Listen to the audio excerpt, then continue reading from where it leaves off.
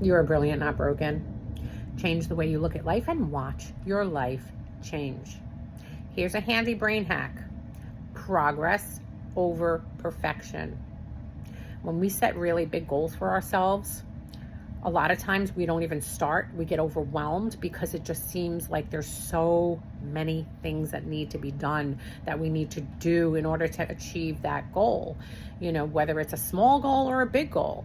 And so when we can literally like chew it down to bite-sized pieces and then take those actionable steps, all of a sudden that goal or that task that we want to do doesn't seem so daunting. It's not so overwhelming.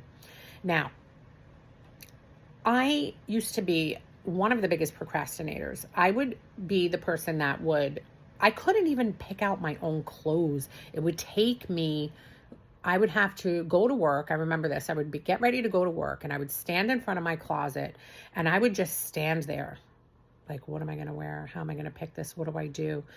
I had no confidence in myself. I had no ability to be able to even just do a simple task like that. It was so challenging. I was so down and depressed. And so from somebody who couldn't even, manage to do one task, to now be able to set my goals and break them down into actionable steps, because progress over perfection. There's no such thing as perfection.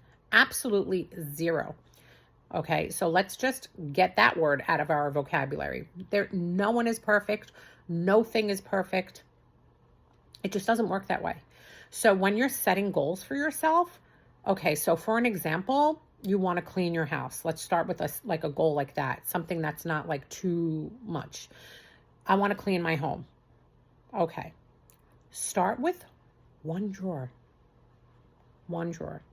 Today, I will only do one drawer.